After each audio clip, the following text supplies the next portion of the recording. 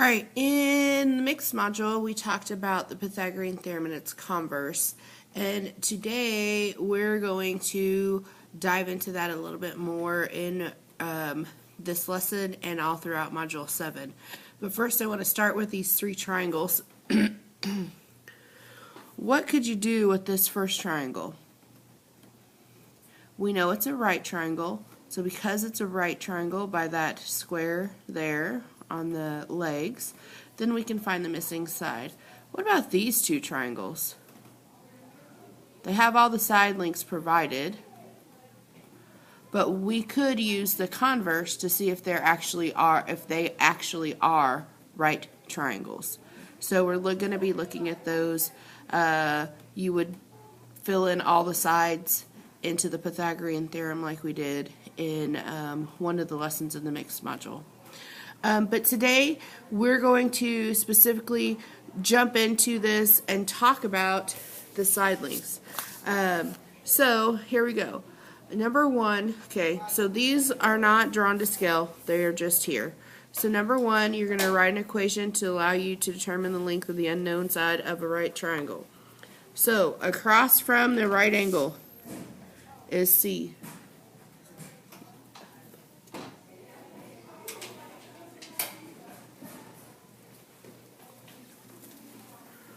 Okay, the legs would be A and B. Now it does not matter which one is A or which one is B as long as the legs are A and B. So we're going to write an equation. So we have A squared plus B squared equals C squared. A is 5. You bring down your square. We're solving for B, and C is 13. Now at this point, okay, we should be able to do these without a calculator, I'm hoping. We're going to talk about that a little bit more in a minute. So 5 squared is 25, plus B squared equals 13 squared is 169. I want to get B by itself, so I've got to subtract the 25. So B squared equals 144. I know this is asking what number times itself is 144. Because I know my multiplication tables, I know that that length would be 12 centimeters. And you have to make sure that you include your unit, okay? You got to make sure you include your unit. Now, in example 2, we're going to do the same thing. The side across from the right angle is C. The two legs that come together and make the right angle would be A and B. So A squared plus B squared equals C squared. A is 4, bring down your square. B is 9, bring down the square. We're solving for C. 4 squared is 16. 9 squared is 81. We bring down C squared. We add these together, so we get 7. 97 equals C squared. Now, there is not a whole number that you can multiply by itself to get 97. So what you have to do is you kind of have to know what number times itself is in there. So we're going to do some estimation in this lesson. So on Canvas I posted this chart, okay, of perfect squares 1 to 30. And I would suggest knowing probably through 20 to 25 in there somewhere, but you should know all of these, and you should be working on these, okay? And the reason we're looking at this is because we're looking for what number times itself is close to 97. So I know that 97 is in between 81 and 100. Everybody good with that? So 9 squared is 81 and 10 squared is 100. Okay, and without using a calculator, we know that if we do this, that it's going to be 9 point something because it's between 9 and 10. Okay, now the next part to work on this is looking at 97. Is 97 closer to 81 or is it closer to 100? Okay, 97 is closer to 100. It's only 3 away. It's what, 16 away from 81. So then you kind of have to just use an estimate if you wanted to know exactly. But because we know that it's closer to 100, that would be enough information for us to answer this question. So,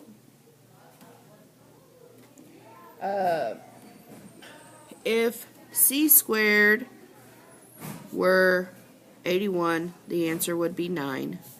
If c squared were 100, the answer would be 10. Okay, so because we don't know exactly without using a calculator, we're going to estimate that it is closer to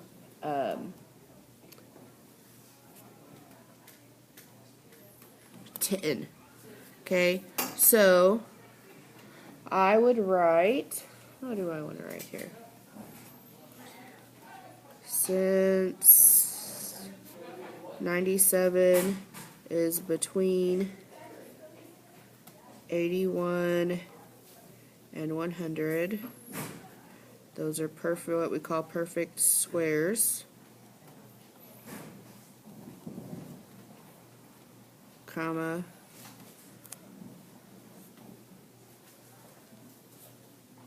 we know the length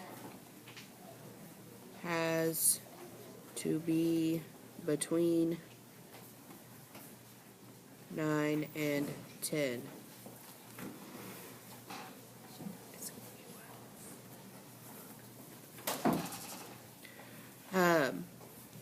And because 97 is closer to 100, the length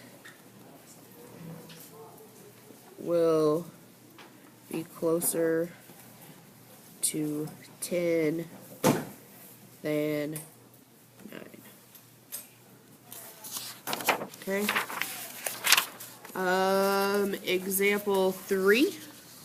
Again, we're going to write an equation to determine the length of the unknown side, and then we're going to estimate what where it would be located. So across from the right angle is C. We have A and B.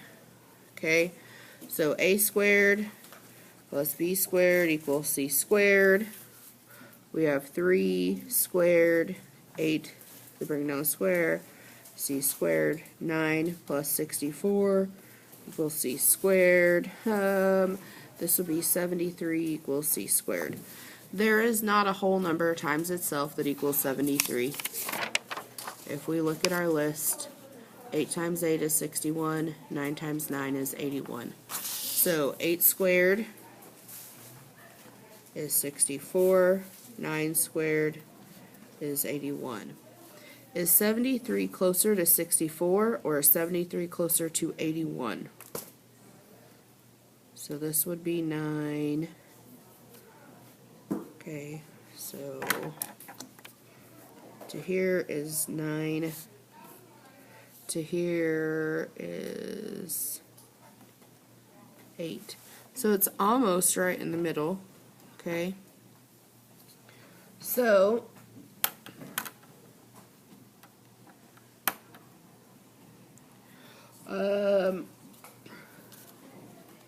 since 73 is between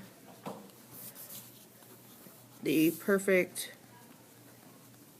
squares 64 and 81, comma, we know the length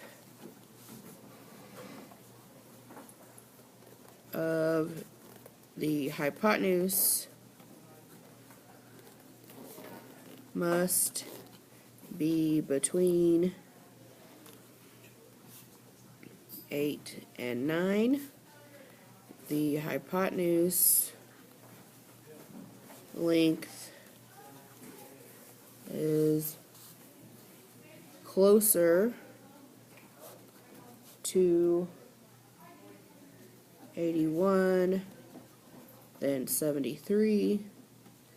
So the length is closer to 9. Okay, and that's because 9 times 9 is 81. 8 times 8 is 64. Okay.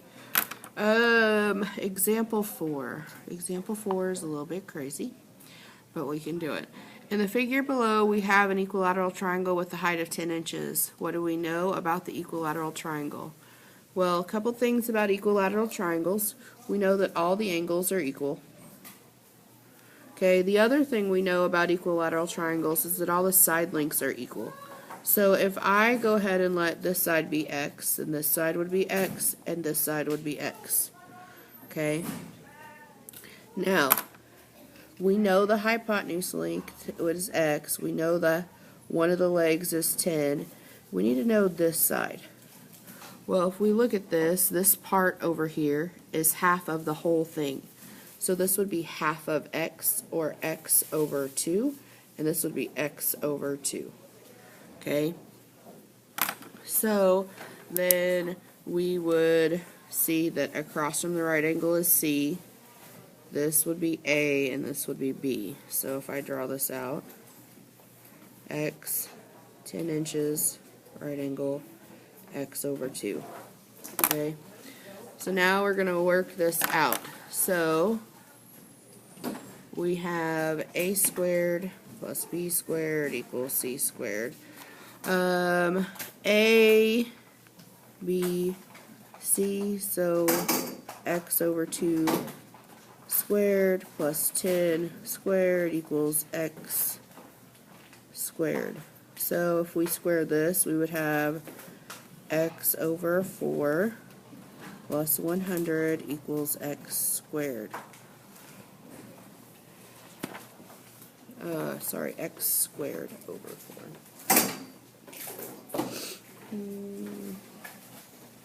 And we can rewrite this as 1/4 of x squared plus 100 equals x squared.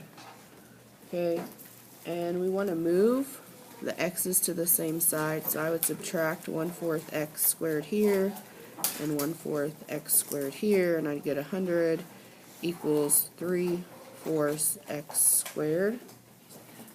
Whew. Okay, and to solve for x squared, I'm going to run out of space. We would divide both sides by 3/4. So I'm going to move up here. X squared equals 400 over 3. So x squared would be about, if we were to divide that out. Okay, so let me show you how I got that. 100 times 3/4, or not times, 100 divided by 3/4 would be 133.3 repeated, or you could put 133 and 1/3. Either way would work. Okay. So that's one example of integrating in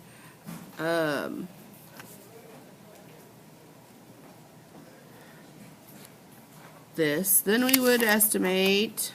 Okay, so it's between 133 and 1/3 is between 121 and 144.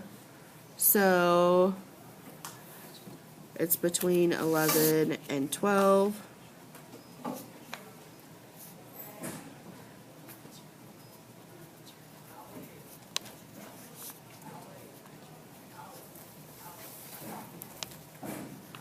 Okay, and 133 is closer to 144, so the length would be closer to 12. Okay, so I'm going to do one with you, and then you will do 2 and 3 on your own. So here we go. Use the Pythagorean theorem to find a whole number estimate, which is what we've been doing, of the length of the unknown side of the right triangle. Explain how you know your estimate makes sense. So, across from the right angle is C. The lengths would be A and B. Okay, so A squared plus B squared equals C squared. Those are the legs. We're solving for A. B is 6 and C is 11. So A squared plus 36 equals 121. I want A by itself, so I've got to get rid of the 36, so I subtract 36 on both sides. A squared equals 585. Okay. So, because I know my perfect squares, I know that 85 is between 81 and 100. So, 9 squared is 81. 10 squared is 100. So, I know 85 is in between there. So, I would write, since 85 is between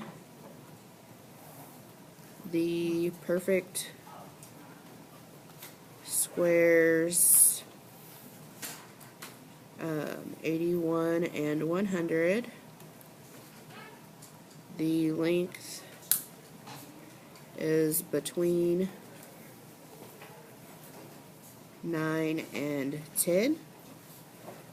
The length is closer to 9, comma, because 85 is closer to 81 than 100. Okay, so now I want you to go through and I want you to do number 2 and number 3. And make sure that if you don't know your perfect squares, that you write these down and you work on memorizing them.